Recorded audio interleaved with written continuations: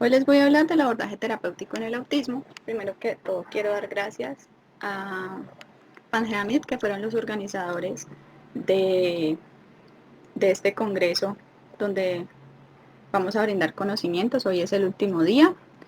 Eh, Espero que pueda servirles a todos y cualquier duda que tengan me van preguntando, que aquí estoy viendo sus preguntitas.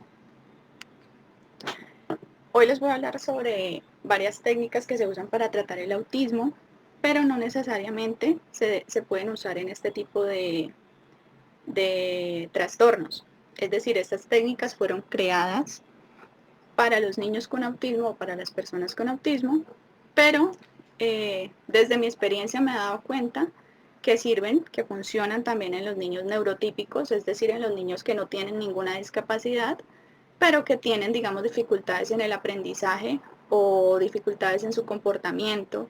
Son niños rebeldes o son niños que no tienen normas de conducta o son niños que tienen como dificultad en la interacción y la comunicación con sus padres.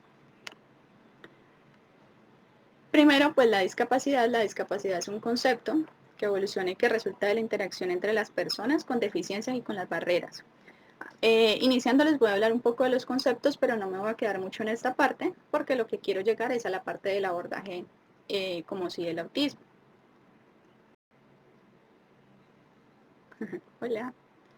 Bueno, nosotros los fisioterapeutas siempre evaluamos a los pacientes y hacemos la intervención desde la CIF, que es la Clasificación Internacional de Fisioterapia, de Funcionalidad, perdón, que aborda todo lo que tiene que ver con la condición de salud, teniendo en cuenta las funciones, o sea, las estructuras corporales, las actividades y la participación de las personas en la sociedad, incluyendo los factores ambientales y los factores personales.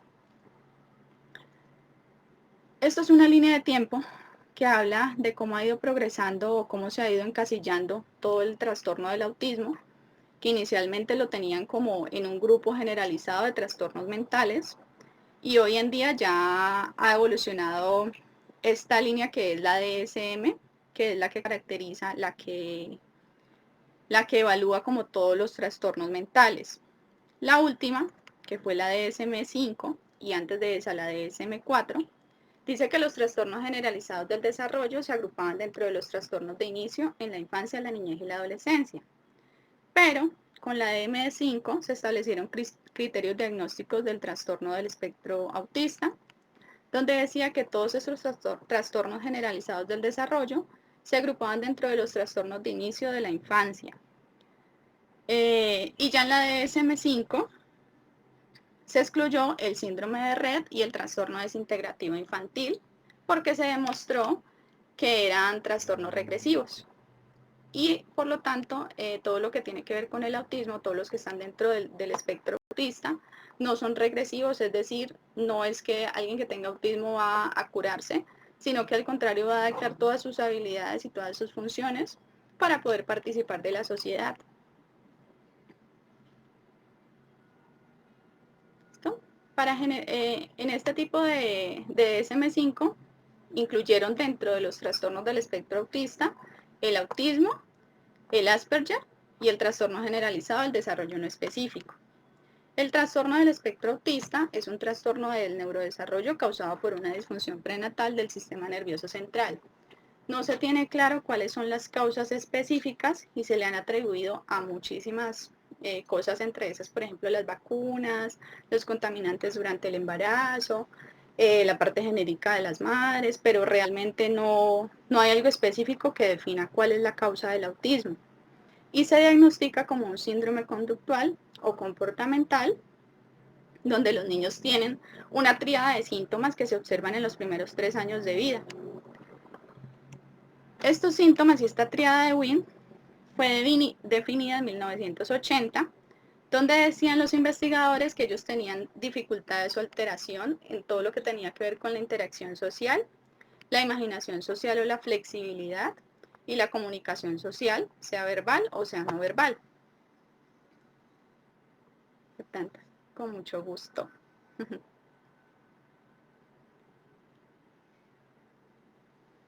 Hola Ramón, hola Stephanie, hola Angélica, muchas gracias por ver este envío espero que les guste mucho y que les sirva.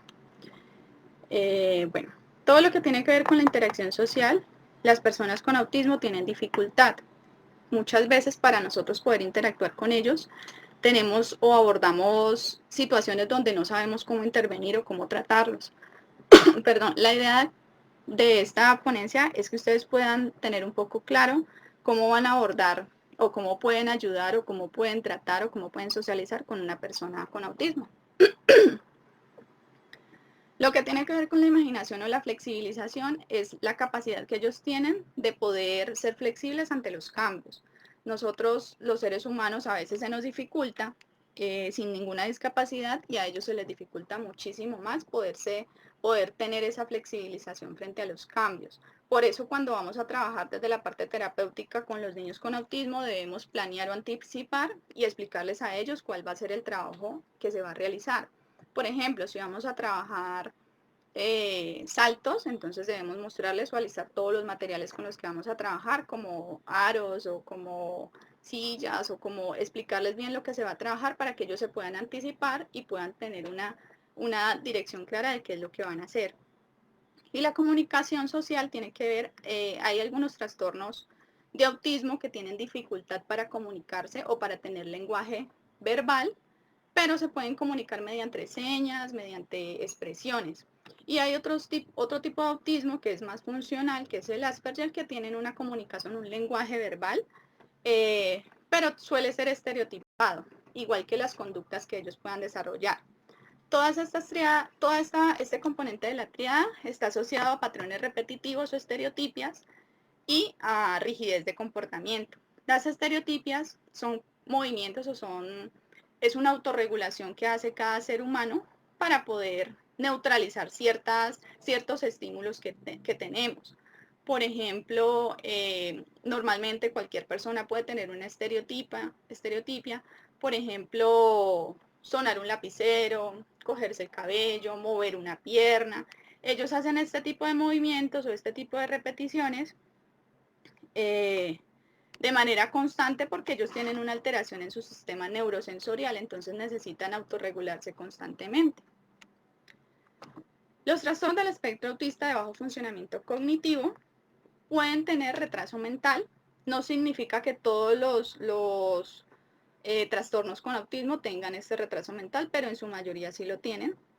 Tienen carencia de iniciativa social y comunicación, tienen un comportamiento rígido y estereotipado, tienen una carencia de juego simbólico y poca flexibilidad al cambio. Lo que tiene que ver con el juego simbólico es lo que hacen los niños neurotípicos sin discapacidad que pueden adaptar un juego y, por ejemplo, jugar a ser la mamá o jugar a ser la doctora. Pueden hacer un juego simbólico. Los niños con autismo tienen esta dificultad porque ellos tienen un pensamiento muy literal. Es decir, ellos no responden, por ejemplo, al sarcasmo, no responden como a la imitación, sino que cosas tan sencillas como, por ejemplo, tú decirles, me voy volando como un cohete para llegar rápido, lo van a entender como si realmente fuera un cohete volando rápido y no como que tú lo estás haciendo una metáfora a lo que estás expresando. Y los de alto funcionamiento cognitivo, como los Asperger,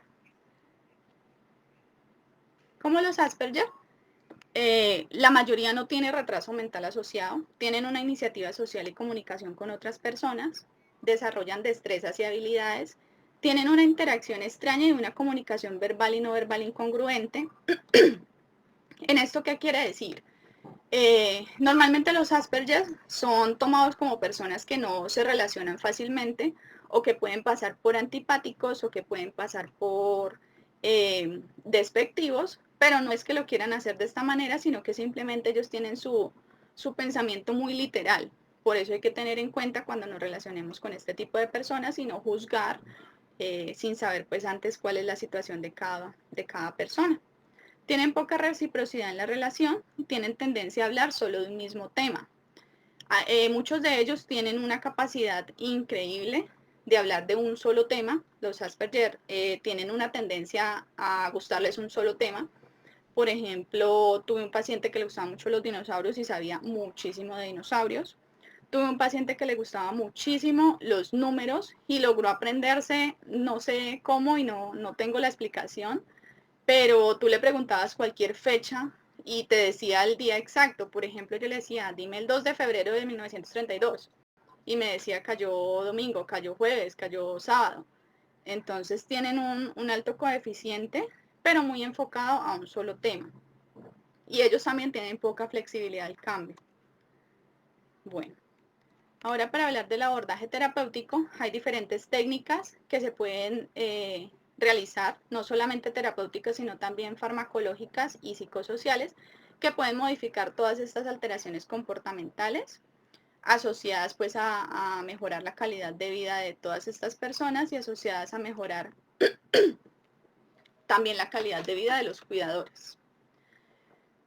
Hay varias técnicas como son Sunrise, ABA, Floor Time, AER, pero les voy a hablar hoy específicamente de ABA y de Sunrise. El método ABA es el análisis aplicado al comportamiento. Este es un método que es investigado, que tiene evidencia científica y son establecidos desde la conducta. Hay diferentes objetivos que trata esta técnica, como son la extinción de los comportamientos desadaptativos, enseñar comportamientos adecuados, facilitar la integración en la educación normal, entrenar a los padres para poder interactuar como coterapeutas del niño y maximizar la independencia en todas las áreas. ¿Han preguntado? Sí.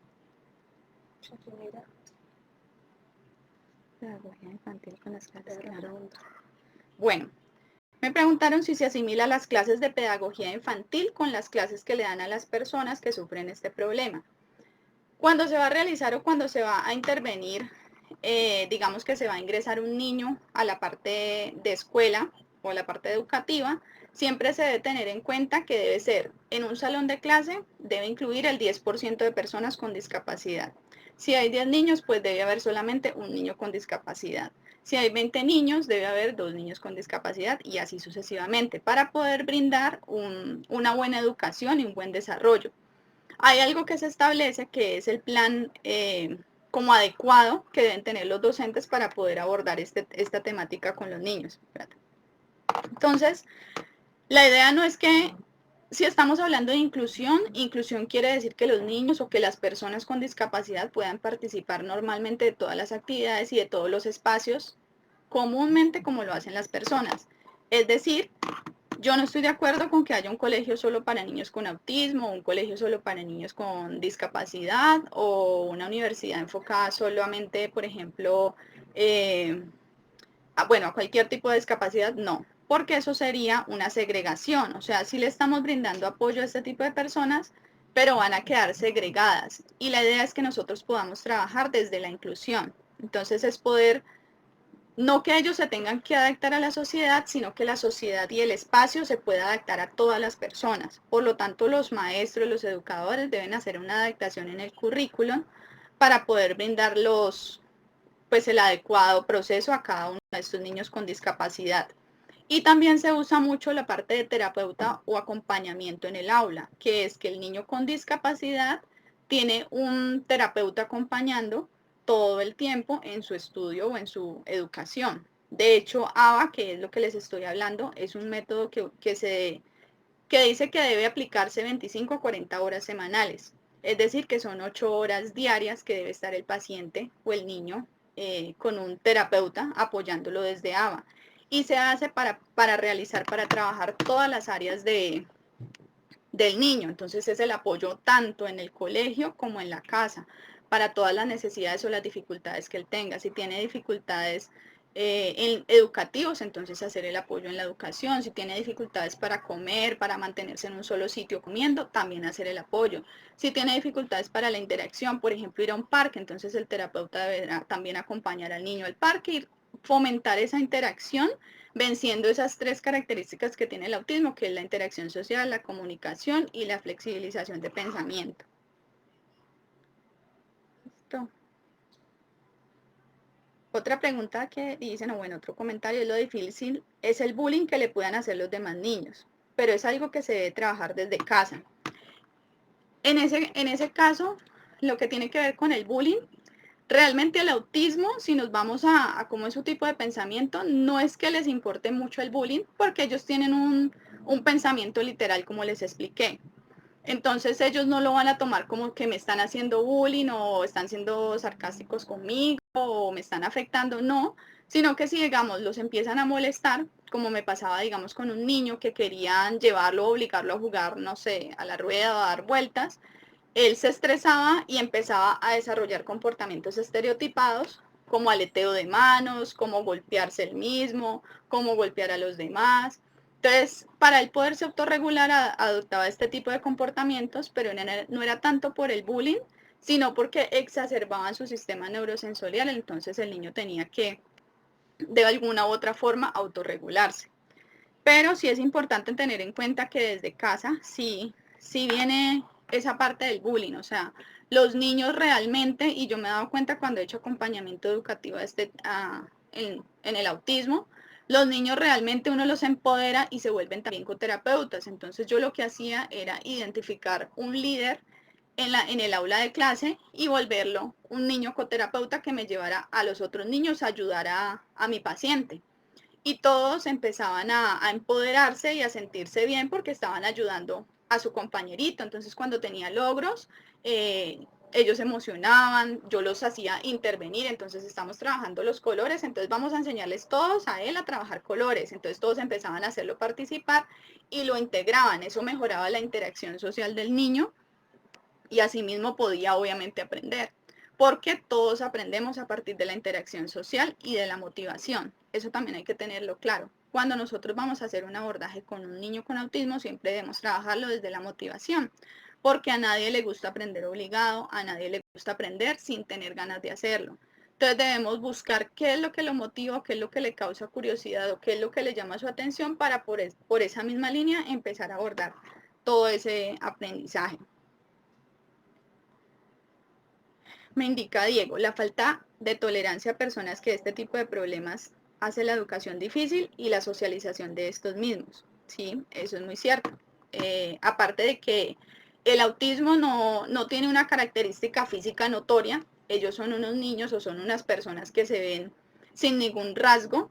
Hay otros síndromes, por ejemplo el síndrome de Down, que es más notorio físicamente, pero el autismo no. Entonces les pasa a muchas mamitas con sus niños que están, digamos, en un supermercado o están en un parque o están en algún lugar y el niño hace una pataleta, se tira al piso y llora.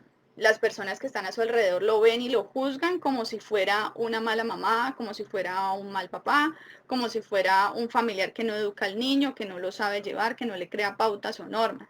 Pero realmente muchas veces este tipo de comportamientos no se pueden controlar en el momento porque es el niño el que está haciendo una actividad o una situación de autorregulación y la mamá lo que tiene que hacer es acompañarlo, tranquilizarlo y generar que su sistema neurosensorial vuelva a regularse. Listo. En el ABA debe hacer planificación, intervención y evaluación continua de todos los tratamientos. Está muy enfocado en que los objetivos y las tareas que se realicen sean tareas simples y que sean descompuestas una sola tarea. Por ejemplo, si yo le voy a enseñar o voy a enfocar mis actividades terapéuticas a las actividades de la vida diaria, por ejemplo, comer, entonces yo debo tratar de descomponer esa tarea en varias partes. Entonces voy primero a enseñarle al niño a que debe permanecer sentado frente a su comida, frente a su plato.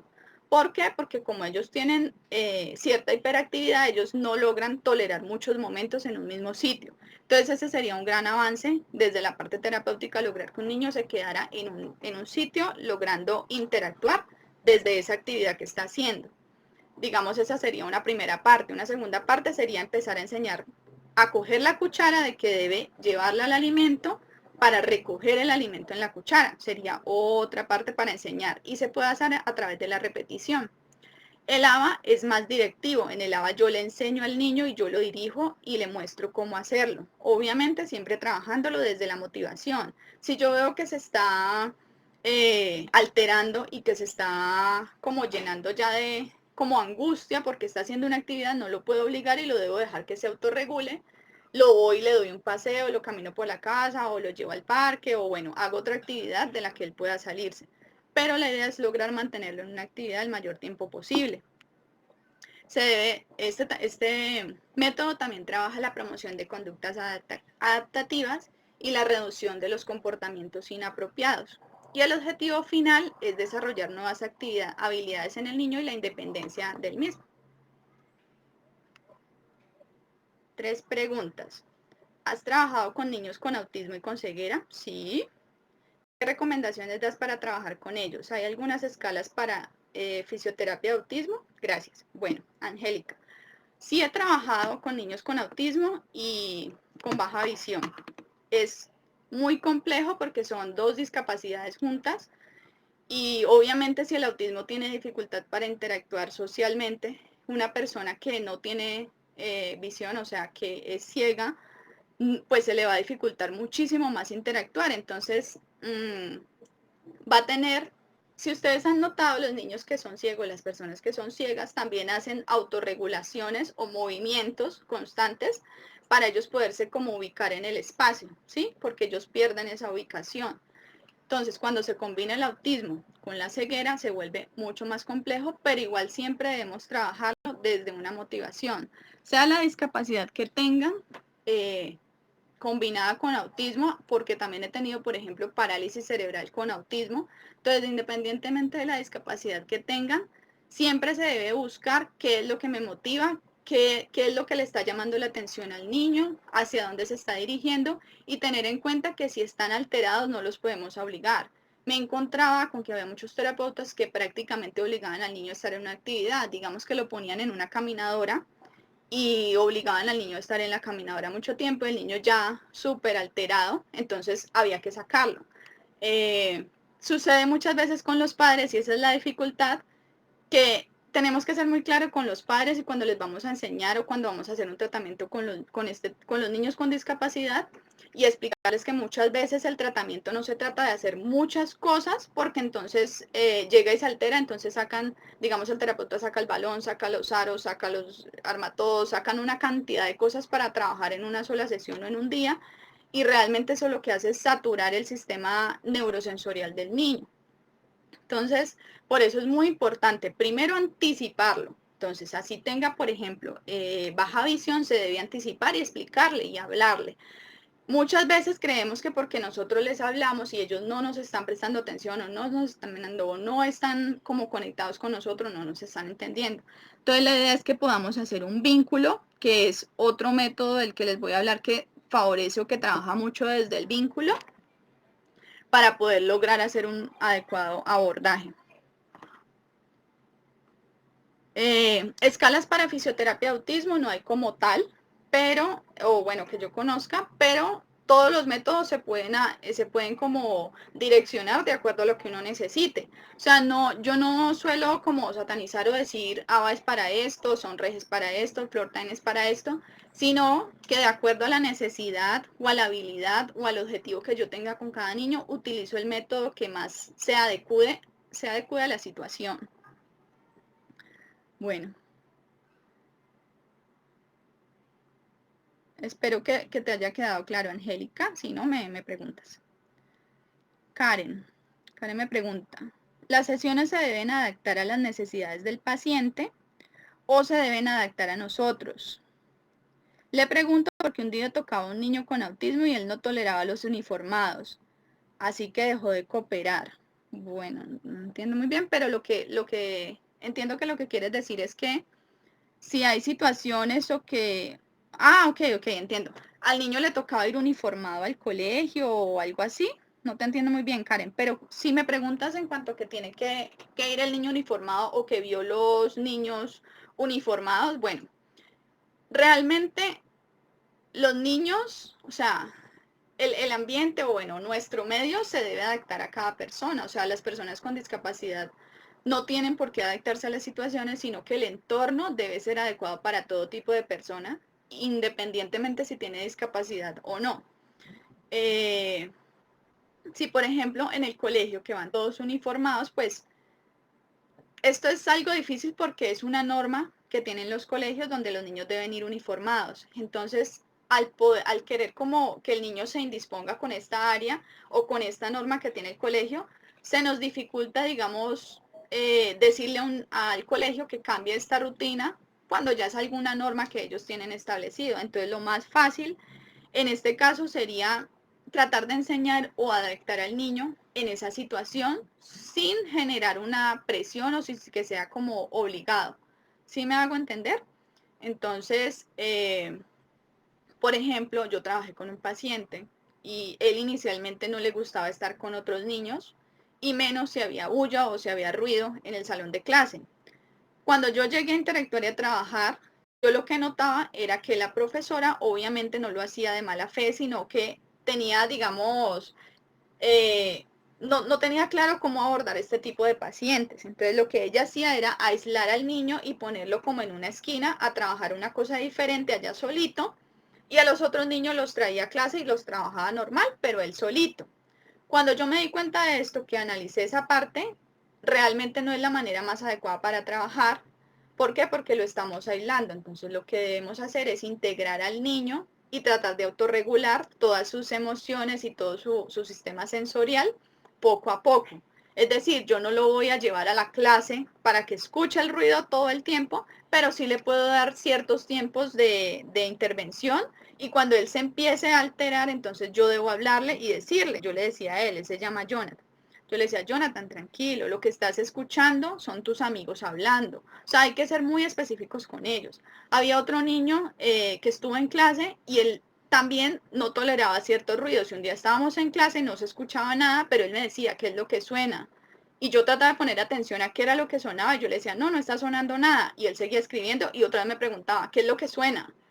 Entonces yo tuve que tener un oído muy agudo para identificar qué era y le pregunté yo, ¿pero qué escuchas? Eso que suena, vamos a verlo. Entonces él me llevó, me cogió de la mano y me llevó hacia donde estaba el ruido.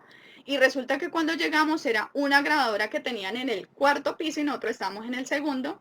Y la grabadora tenía un sonido como un eco muy fino, que yo no lo escuchaba porque nosotros realmente no aislamos los sonidos. O sea, no tenemos especificidad de cada sonido, pero ellos sí, porque ellos tienen su sistema sensorial como muy activo, entonces a él le molestaba mucho ese ruido, pero yo fui y le expliqué, le dije, mira, es la grabadora con la que están ensayando tus compañeras y por eso es que se escucha ese sonido, pero no te preocupes, no es nada malo, volvemos a la clase.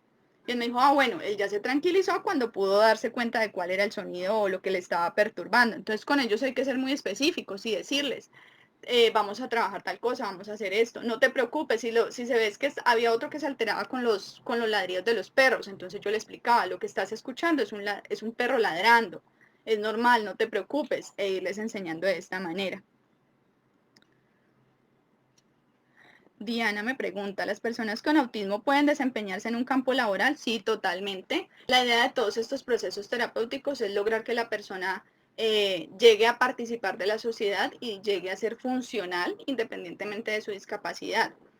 Conozco muchas personas con autismo que están trabajando, muchas personas con autismo eh, hay un influencer, él tiene un canal de YouTube, se llama Alo Aspergiano, y habla de todo lo que tiene que ver con autismo y él ahí explica muchas cosas interesantes si lo quieren ver. Hay una mujer que tiene autismo, que al principio no lograba autorregularse, se llama Temple Grandin, y en un proceso terapéutico y con apoyo de sus padres, de su tía, logró llegar a ser una ponente mundial y da conferencias y da charlas y hoy es una magíster y tiene un doctorado en todo lo que tiene que ver como con la agronomía. Entonces sí es posible con un buen proceso terapéutico, con un buen apoyo de los padres y es un complemento, o sea, tiene que ser un todo, no solamente depende de las terapias, sino de un todo, de todo su entorno, del colegio, de la familia, de la casa, de las terapias. Todo debe ser un complemento para que se logren los objetivos y se logre la independencia y la participación en la sociedad de estas personas. Bueno, Luzma pregunta, ¿está mal dicho decir autista? Como en los últimos años, como en los últimos años se ha generado la percepción de que es mejor decir persona con autismo a autista, ¿está bien o solo es una cuestión de lenguaje políticamente correcto? Bueno, realmente, según la Convención Nacional de Derechos de las Personas con Discapacidad, ellos indican que siempre se debe nombrar primero a la persona y después a la discapacidad. Es decir, no es que sea un autista, no es que sea un discapacitado, no es que sea un paralítico, sino que es una persona con autismo, una persona con discapacidad, una persona con parálisis. ¿Por qué? Porque ellos dicen que ellos no son la discapacidad, sino que son la persona con la discapacidad. Entonces ellos lo definieron desde la Convención Internacional de Derechos de las Personas con Discapacidad. Sin embargo, hay muchas personas que todavía utilizan los términos así y hay muchas personas con la discapacidad que realmente no les molesta que les digan autista o que les digan de la manera nombrando la discapacidad inicialmente. Johanna Crom. Hay alteraciones físicas en los niños con autismos. ¿Cómo sería bueno trabajarles desde el área de terapia física teniendo en cuenta las dificultades sensoriales? Saludos desde México. Saludos, Johanna. Bueno, eso es muy importante, siempre abordarlo desde los métodos conductuales y comportamentales. ¿Qué suele pasar con nosotros los fisioterapeutas cuando abordamos un paciente? Y de hecho cuando abordamos cualquier niño. Siempre tenemos en la mente o el proceso como vamos a realizar, o bueno, tiene mala alineación postural, entonces vamos a trabajar alineación postural. Entonces vamos a empezar a fortalecer core, vamos a empezar a fortalecer paravertebrales, vamos a mejorar la movilidad pélvica, vamos a fortalecer cinturón pélvico, escapular. Entonces siempre estamos pensando en la parte física, ¿sí? Pero entonces, primero hay que pensar que si son niños, siempre se debe trabajar desde el juego porque a ningún niño, de hecho a veces hasta a los mismos adultos les gusta estar en un movimiento o estar en un ejercicio repetido donde se hagan ejercicios constantes. Si es un niño, pues obviamente vas a querer trabajar desde el juego. Entonces, asimismo debemos aplicar estos tratamientos e intervenirlos primero desde la interacción social. Todos los niños con autismo y todas las personas con autismo, para poder aprender y para poder seguir tus instrucciones y para poder abordarlos, tienes que trabajarlos desde la interacción social. Y la interacción social se trabaja desde la motivación.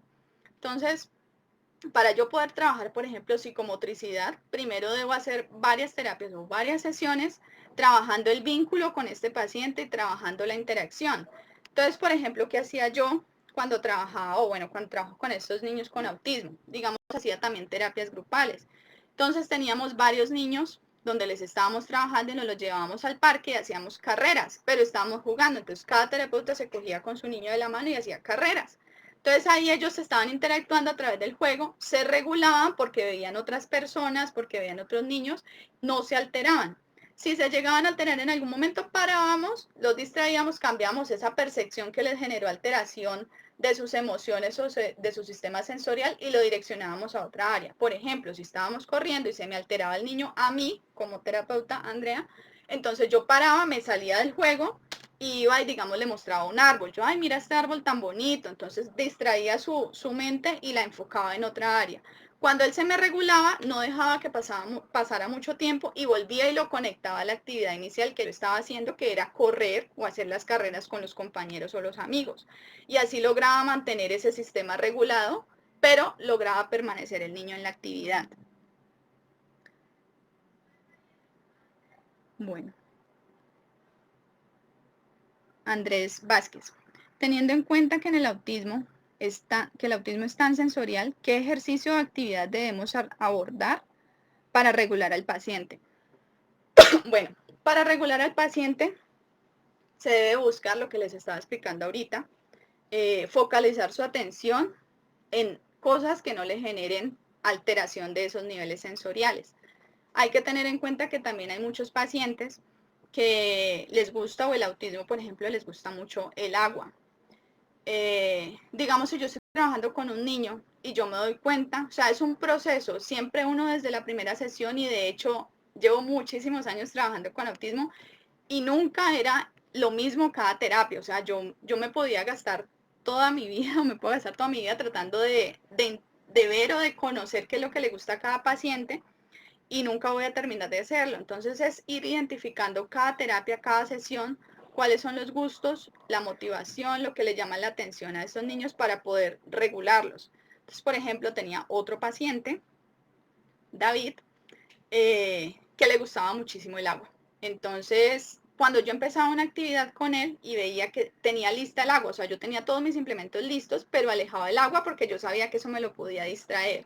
Pero en el momento de una actividad donde él estaba trabajando conmigo y veía que se me alteraba, yo usaba el agua, que era lo que a él le gustaba, metía sus manitos en el agua y empezaba a jugar con él. O cogía el agua y le tocaba los antebrazos.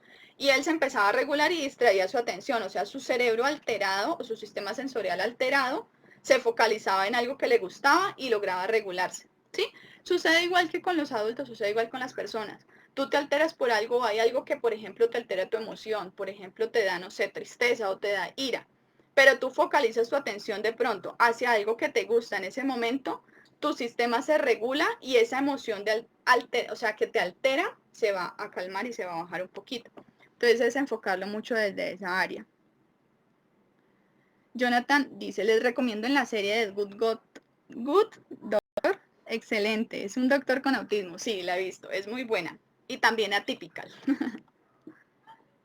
Caro Shuk, el entorno, pregunta, el entorno debe ser asequible, pero no todos los medios van a ser adaptables a las necesidades específicas de cada persona, sería imposible. Por eso hay que fomentar el pensamiento flexible y la capacidad de resolución de problemas. Exacto, totalmente de acuerdo. Era lo que yo les explicaba cuando hablaba del uniforme con los niños. Ellos tienen un pensamiento poco flexible, perdón. Es decir, ellos se les va a dificultar cambiar. Por ejemplo, tú tienes una actividad planeada con tu niño y le dijiste, me pasaba con un paciente, por ejemplo, yo le decía, mañana vamos a ir al parque. Y resulta que ese día no podían ir al parque en el colegio porque llovió. Entonces, cuando él ya veía que era la hora, que era el día de ir al parque, se alteraba y me empezaba a preguntar y a repetir, el parque, el parque, el parque. Yo le decía, hoy no podemos ir al parque porque está lloviendo. Entonces él empezaba como a alterarse y a querer llorar y me decía, el parque, el parque, el parque, el parque, el parque. ¿Por qué? Porque él ya tenía en su pensamiento desde el día anterior que íbamos a ir al parque. Eso sucede por la poca flexibilidad que tienen ellos al cambio, o sea, ellos tienen resistencia al cambio, poca flexibilidad de pensamiento. Entonces lo que hay que hacer en esos casos es empezar a mejorar y a trabajar lo que dices tú, Karol Shuk, de mejorar y promover esa flexibilización o esa flexibilidad de pensamiento para que ellos puedan adaptarse a diferentes cambios o a diferentes cosas que de pronto a ellos les puede alterar su conducta. ¿Mm? Y llevarlos a la resolución de problemas también es muy importante. Hay una experiencia que también viví de uno de los niños, le di un bonjour, no sé si en todo, de donde me estén viendo, en México, en todo lado, es un bonjour, es un cereal que tiene una tapita que se le quita, tiene yogur y tiene cereal dividido. Entonces, cuando yo le pasé el bonjour al niño, lo destapó, pero él no sabía cómo abrir la tapa donde estaba el yogur. Entonces yo se la entregué. Cuando la profesora vio eso, le iba a ir a abrir la tapa. Entonces yo le dije, no, déjalo que él mismo solucione. Que él mismo solucione. Entonces, cuando le entregué el bonjour, se demoró por ahí unos 10 minutos intentando abrirlo. Y yo observé qué era lo que iba a realizar, cómo iba a solucionar ese problema, cómo iba a destapar su yogur, que no sabía cómo levantar la tapita. Entonces, después de 10 minutos intentó, se lo llevaba a la boca, lo volteaba, lo golpeaba, de todas las maneras. Hasta que vio un lápiz, cogió el lápiz, rompió la tapa y lo abrió y se tomó su yogur. O sea, es una manera de solucionar un problema que es a lo cual deben apuntar todas las áreas. El colegio, los terapeutas, los papás. Muchas veces los papás suelen ser sobreprotectores, entonces creen que deben hacerle todo al niño y realmente no es así. Hay que dejarlos que ellos hagan. Hay que dejarlos, por ejemplo, si los llevas a un parque, déjalo que se monte, si se va a caer, déjalo que se caiga, obviamente cuidando que no vaya a lesionarse o que no va a ser algo pues extremo. Pero sí hay que dejarlos interactuar y hay que hacerlo no solo con esos niños, sino con todos los niños neurotípicos. Bueno. Ok, Karen. Me informa que, Karen, que los uniformados eran los estudiantes de fisioterapia. Ok, tenía eh, como cierto rechazo a los estudiantes uniformados con de fisioterapia, tal vez porque de pronto él creó una experiencia negativa con este tipo de uniformes. Quizá el niño hacía terapias, quizá lo obligaron en algún momento. Entonces, por eso es muy importante generar este tipo de flexibilización y explicarle al niño y no llevarlos al extremo porque ellos suelen guardar en su pensamiento las cosas negativas o lo que no les gusta. Uno de los pacientes que yo atendía, por el contrario, al otro le gustaba el agua, a este no le gustaba el agua y le tenía miedo a la piscina y le tenía miedo a meterse a algún lugar donde hubiera agua. Y en el proceso me demoré más o menos unos 4 años en lograr que el niño se pudiera meter a una piscina. Entonces es un proceso largo que tiene que tener apoyo de los padres y del colegio. Pero fue muy agradable un día encontrármelo acá en Colombia y en Cali. Hay un río al que vamos todos a bañar, encontrármelo en ese río y darme cuenta que él mismo me cogió de la mano y me llevó a meterme al río, cuando en épocas anteriores era yo quien lo llevaba a eso y él se ponía a llorar.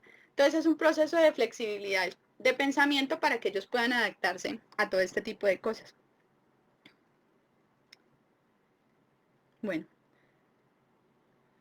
Otra pregunta, ¿cuál sería la diferencia de un papá que sí lleve a sus hijos con un especialista de desarrollo a uno que no lo haga? Ay, qué pena. De tanto hablar ya me da tos. Bueno, ¿por qué es importante llevarlos a un especialista o bueno, a un profesional muy como enfocado en estas áreas? Porque es la manera más fácil y es la forma de ayudar a este tipo de pacientes o de niños o de personas para que puedan lograr una interacción y puedan ser más funcionales en la sociedad. Entonces, uno de los parámetros de las condiciones es para que todos estos objetivos se puedan lograr es, primero, tratar de comenzarlo a la edad más temprana posible. Segundo, pues que los especialistas y que los profesionales que aborden tengan calidad en esta área. Y otra condición muy importante es tener apoyo de todos los entornos. En realidad, en ese estudio decía que el apoyo debía ser de la familia, pero personalmente considero que el apoyo debe ser de todas las áreas, tanto educativa como de la casa, como de la parte terapéutica.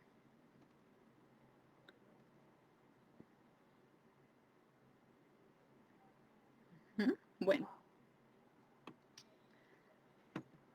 en AMA siempre están trabajando desde un antecedente, un comportamiento y una consecuencia. Los niños con autismo, y no solo los niños con autismo, todos los niños neurotípicos tienen una forma de aprendizaje y de hecho todas las personas tenemos un aprendizaje desde la acción y la consecuencia de la acción. Es decir, todo lo que tú haces siempre va a tener una consecuencia, sea negativa o sea positiva. Se los explico desde los adultos. Por ejemplo, si tú estás en un trabajo y tú tienes una conducta negativa o hiciste algo negativo en tu trabajo, pues tú sabes que la consecuencia que vas a tener es que de tu trabajo te van a poner o te van a suspender o te pueden echar, o sea, va a tener una consecuencia. Por el contrario, si tú haces algo bueno, pues obviamente también va a tener este tipo de consecuencias positivas. Entonces, ABA trabaja mucho desde el refuerzo positivo o desde estas respuestas de recompensa, donde dice que el antecedente es lo que ocurre justo antes del comportamiento objetivo. El comportamiento es la respuesta de la persona o lo que va a hacer frente a ese antecedente. Y la consecuencia es lo que viene directamente después del comportamiento. Entonces, ¿a qué se refiere esto, por ejemplo, en el autismo? Uno aprende en el momento en que ya está abordando a los pacientes, uno aprende a identificar cuando un niño se va a alterar, ¿sí? Pero es un proceso donde se da en el transcurso de tu proceso terapéutico para poder identificar. Es como aprender a conocer a la persona en qué momento se va a enojar o en qué momento se va a alterar. Sucede igual que con cualquier ser humano. Entonces, ese antecedente o eso que te muestra a ti que ya se va a alterar, por ejemplo, se los llevo al ejemplo para que me puedan comprender. Uno de mis pacientes, antes de alterarse, empezaba a hacer como si fuera un gesto de llorar, o sea, como si se estuviera llenando de ansiedad. Y después el comportamiento que él tenía cuando ya estaba lleno de ansiedad era que me pegaba un puño en el hombro. Mi reacción no podía ser regañarlo ni decirle, mira, no me pegues o no, ya estoy enojada. ¿Por qué? Porque él no lo estaba haciendo realmente por pegarme, sino porque su sistema sensorial se alteraba. Entonces yo cuando veía que él ya se iba a alterar, lo que yo hacía era generarle una consecuencia antes de, ¿sí? Desde que se alterara y llevara ese comportamiento negativo. Entonces yo le decía, tranquilízate, después de esto o vamos a montarnos a la caminadora. La caminadora es un equipo para hacer ejercicio, no sé si así lo conocen también en México. Le decía, vamos a la caminadora y después de la caminadora tomamos un juguito. Él le gustaba un jugo de mango. pues tomamos el jugo de mango. Entonces él se quedaba pensando en medio de su ansiedad y de su antecedente, de su comportamiento que lo iba a llevar a alterarse, y empezaba a repetir juguito de mango, juguito de mango, juguito de mango. O sea, él mismo se autorregulaba. Se calmaba, hacíamos la actividad y obviamente yo al final le daba su recompensa. Pero hay que tener en cuenta que este tipo de recompensas no pueden ser siempre de la misma manera, porque se va a volver algo repetitivo y quizá algo negativo, de que si no haces tal cosa, pues no te doy esto, o si haces tal cosa, te lo doy. O de que siempre que él haga algo bueno, pues así mismo va a tener una recompensa, y tampoco puede ser de esta manera. Por eso se llama refuerzo positivo. Se obtiene una recompensa a cambio de un comportamiento, pero no debe ser algo establecido siempre. El abordaje terapéutico desde Sunrise. Sunrise es un programa que crearon los doctores Kaufman en 1974.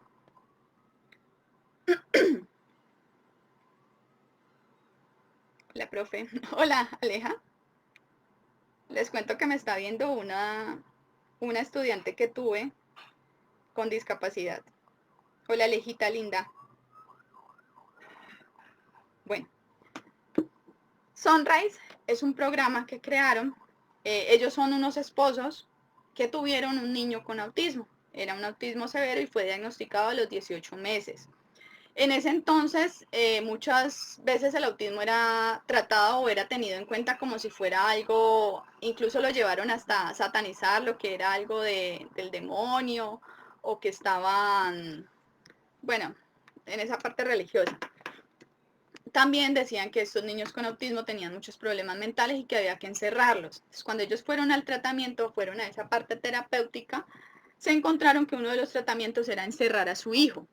Ellos no quisieron hacerlo de esta manera, por lo tanto, lograron y empezaron a decir que ellos mismos iban a ser los terapeutas en su casa, y empezaron a crear un método donde el método era basado en el amor y basado en el vínculo con su hijo. Entonces ellos empezaron, este niño era un autismo severo, es decir, que era un autismo no conectado, era un niño que se aislaba. Y no quiero decir, como suelen decir algunas personas, que es que ellos están en su mundo y nosotros en el nuestro. No, realmente todos estamos en el mismo mundo, solamente que ellos tienen dificultad para interactuar con nosotros. Entonces, en medio de esa dificultad, estos esposos empezaron a unirse a las conductas repetitivas de su hijo. Entonces, si él hacía aleteo manual, ellos se unían a su comportamiento y empezaban a hacer aleteo manual. O sea, en lugar de ellos querer traer a su hijo a hacer las cosas que ellos hacían, ellos empezaron a hacer las cosas que su hijo hacían, como para tratar de entender su posición o su emoción. Si el niño giraba un plato, ellos giraban un plato.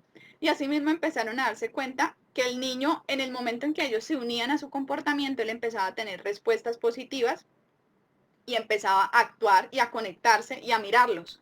Entonces, generalmente el autismo no tiene mucho contacto visual, se les dificulta. Si ustedes analizan, o los terapeutas que hayan trabajado con autismo, se darán cuenta o recordarán que no tienen mucho contacto visual. Entonces, en este proceso, empezaron a crear una técnica que se llama Sunrise. Les fue muy bien, ya se las voy a explicar de qué trata, pero en conclusión, este niño es el de la fotico que aparece abajo. Crearon un centro de tratamiento de autismo, que hoy en día es el Centro de Tratamiento de Autismo de América, enfocado en Sunrise. El niño con autismo es Raúl Kaufman, y él es hoy en día ético biomédico, es autor del libro Sunrise y es el director del Centro de Autismo, y ayuda y da conferencias a otras personas. Ahí es donde yo voy a que realmente los niños con discapacidad o con autismo sí pueden lograrse funcionales y pueden trabajar. Y mucho más. Entonces, Sunrise se enfoca en que la habilidad para socializar, crear y mantener relaciones interactivas importantes con los padres, con los hermanos, con los padres y con la sociedad es el reto fundamental. O sea, ellos hablan de que lo vital y lo primordial es la interacción social. Para poder generar un desarrollo social y para poder, pues, conectarse con la sociedad. Los principios, el básico para ellos es el joining.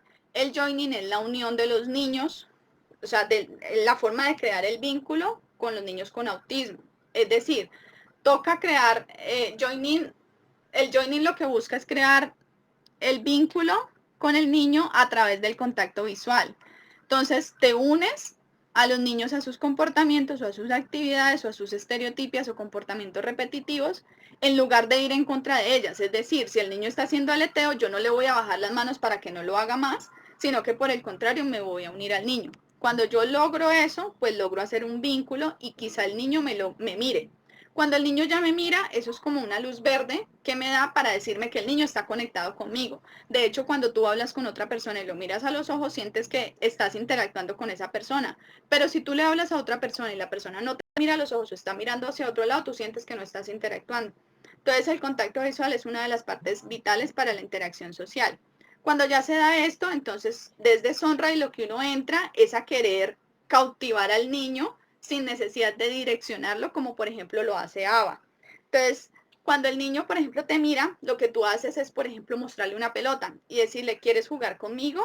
O, mira, esta pelota está súper chévere, ¿quieres? Como haciéndole preguntas, cautivándolo para que el niño acceda y tome la decisión por sí mismo de hacia dónde quiere interactuar.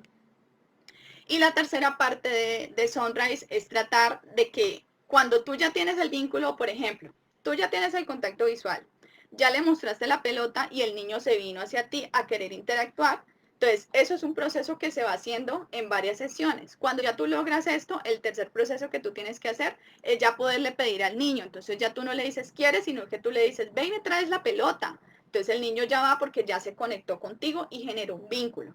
Otro de los principios de Sunrise es la interacción de los maestros, de los padres y de todos los coterapeutas que van a estar en este proceso de intervención. Es decir, hay que enseñarle sí o sí a las familias cómo interactuar y cómo trabajar con ellos para que no se pierda el proceso terapéutico que nosotros hacemos. Y obviamente también hay que empoderar y hay que enseñarle a los docentes cómo es el manejo de las personas con discapacidad. Y como el mayor tiempo donde los niños permanecen es el hogar, entonces este va a ser el ambiente más enriquecedor para ellos. Entonces es importante que su entorno le genere aprendizaje y no le genere alteración de su sistema sensorial. Todo se debe hacer frente al amor y a la aceptación. A mí me encanta esa parte porque Sunrise siempre trabaja desde esa área, no buscando que el niño sea o logre cosas impuestas, sino logrando que el niño lo haga a través del amor y a través de su motivación. Entonces, ¿qué mejor forma de aprender que usted haciéndolo de la manera en que usted se sienta tranquilo, se sienta querido, se sienta bien y no como direccionado o a la fuerza? Funcionan igual que cualquier ser humano. La motivación, lo que yo siempre les he hablado, la propia motivación es la que promueve el aprendizaje y es la base para adquirir nuevas habilidades. Y el juego, que es la enseñanza a través del juego como resultado de una socialización y comunicación efectiva. En los principios, pues se tiene en cuenta que el potencial de niño es ilimitado. No hay algo que usted diga, este niño no va a lograr hacer eso. Por eso voy muy en contra de los profesionales que dicen, no, es que este autismo no va a lograr hacer esto. O no, este niño con esta discapacidad no va a lograr hacer tal otra cosa. No, o sea, cada persona es ilimitada independientemente de su discapacidad. No es un trastorno del comportamiento, sino que es un trastorno de relación o de socialización, que es importante la comunicación, los propios deseos, sus sentimientos, lo que les hablaba desde el amor, y que tiene comportamientos estereotipados que no se pueden parar porque es una forma de ellos mismos autorregularse. Debe ser que cuando se combina con otras terapias puede ser muy efectivo y esta parte me gusta porque lo que yo les explicaba, cuando yo trabajo con discapacidad o con niños que tengan dificultad en su comportamiento conductuales, yo siempre hago uso de todos los métodos de los cuales yo he aprendido y pues en los que he estudiado, dependiendo de las necesidades, de las habilidades y de los objetivos que tenga con cada paciente.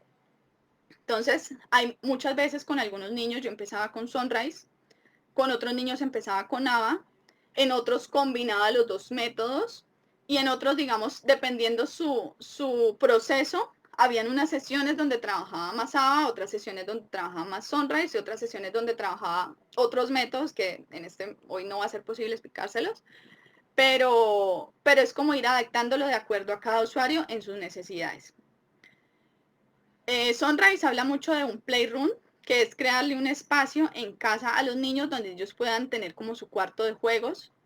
Tienen unos criterios establecidos, pero también tuve una paciente que tenía un cuarto de juegos donde tenía una colchoneta, tenía un balón, tenía un escritorio y para ella ese era su cuarto de juegos. Entonces yo llegaba a hacer terapia en la casa con ella y ella me decía, vamos al cuarto de juegos. Y siempre estábamos en el cuarto de juegos y ella sabía que ese era su espacio.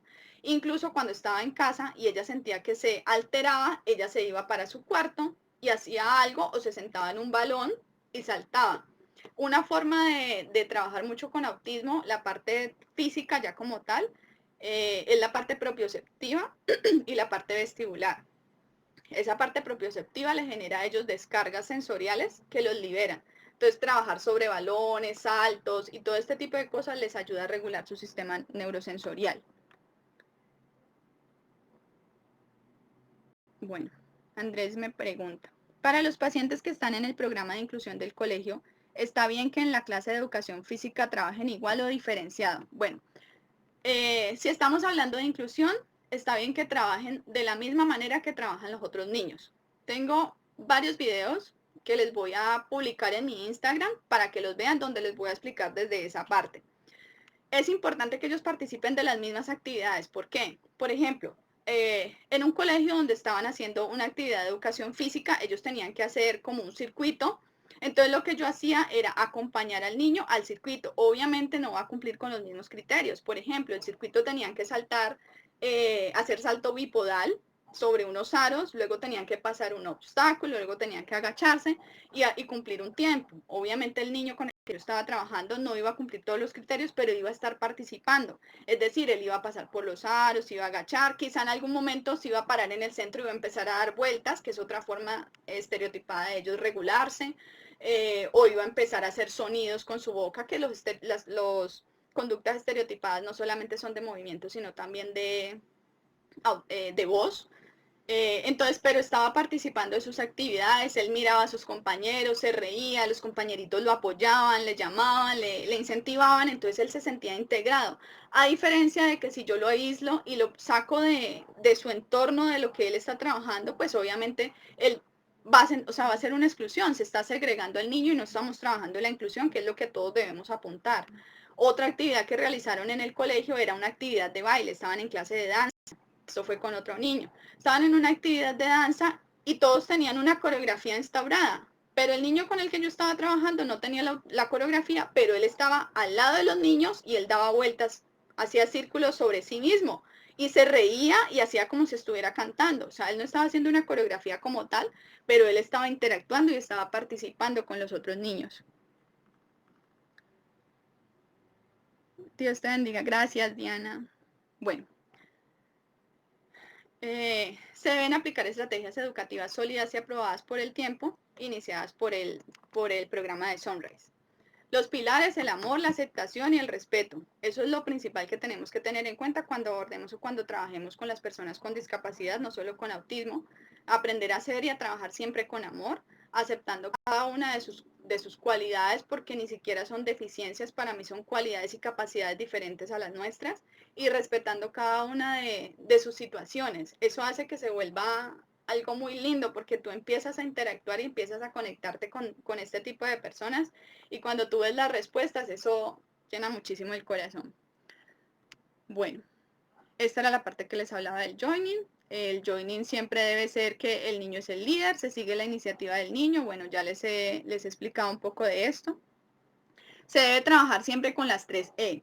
Las 3E, ¿qué significan? Energía, emoción y entusiasmo. No significa que siempre tú vas a llegar donde el niño, hola, ¿cómo estás? Con el mayor voz, pues tono de voz, o con la mayor emoción o con el mayor entusiasmo, porque debe ser adecuado a cada niño. Puede que a un niño le altere tu voz o tú llegues tan exageradamente a abordarlo que él se va a alterar. Entonces hay que saber muy bien de qué se trata esto, o sea, cómo usarlos de acuerdo a cada situación y a cada persona. Si con uno le gusta que le digas fuerte o con otro le gusta que le digas más suavecito o qué tipo de palabras usar, y eso se hace en el proceso de cómo tú vas trabajando y abordando cada sesión de terapia. Estas son las formas en las que puedes encontrar una persona con autismo. Hay una forma que se llama exclusivo, otra forma que se llama interesado y otra forma que se llama altamente conectado. Va mucho y es diferente en todos los tipos de autismo y todos los tipos del espectro autista. O sea, el exclusivo es cuando el niño está aislado, no te mira, no genera contacto visual y parece que estuviera lejos de ti, no quiere interactuar contigo. Aquí, ¿qué hay que hacer? Empezar a usar la técnica de joining, que es donde tú tratas de unirte a él mediante sus comportamientos o sus actividades para construir lazos. El interesado es, por ejemplo, cuando tú ya estás, que él te da luz verde, te vio, te miró, entonces está como interesado en lo que tú estás haciendo. Por ejemplo, tú estás jugando con un balón o él está con un carrito y tú estás con un carrito. Entonces él te voltea a mirar y tú sigues con el carrito y le preguntas, ¿quieres jugar con mi carrito? ¿O quieres venir a jugar conmigo? ¿O jugamos juntos? Entonces, si él te mira es porque está interesado. Y cuando ya está altamente conectado es porque él ya logra interactuar contigo. Entonces, por ejemplo, te pasa el carrito, te pide la mano, te toca, te coge de la mano y te lleva. Entonces, siempre hay que tratar de llevar todos esos procesos terapéuticos a que estén altamente conectados. ¿Qué se debe trabajar desde fisioterapia? La actividad motora, la actitud postural, las alteraciones del tono muscular, las estereotipias, la influencia de los fármacos en la actividad motora y los patrones motores fundamentales como la marcha. Todo esto se debe hacer siempre como fisioterapeutas que somos. Y las tres condiciones básicas de todo, que es que el niño empiece la terapia a temprana edad. Igual si los niños no empiezan a temprana edad, no hay problema, también se pueden tratar y se pueden lograr muchos objetivos porque yo los he vivenciado. Que la implicación de la familia sea adecuada, lo que les dije, todo el entorno debe estar presente, no solo la familia, sino la parte educativa, la parte de la familia y la parte terapéutica. Y la calidad de los profesionales que tienen pues sean adecuada para que puedan diseñar las adecuadas intervenciones individuales para cada niño. Bueno, termino con que el reto futuro es que la fisioterapia esté presente en todas las especialidades médicas y que lo que nos debe unir es que seamos más fuertes, ¿sí? Para que no haya nada que nos separe. Entonces, muchísimas gracias a todos los que estuvieron, a todos los que vieron el live. Yo tengo muchos, bueno, tengo varios libros y varias como guías terapéuticas, tanto de Sunrise como de ABA, tengo abordaje para el autismo, tengo guías para padres, tengo varios, entonces si alguno está interesado, si alguno lo quiere, me pueden escribir al Instagram. Mi Instagram es PicioAndreaRZ y por ahí se los voy a enviar. Entonces, los espero. Muchísimas gracias a todos. Y bueno, nos vemos entonces en un próximo envío. Muchas gracias a Pangeamit por su invitación.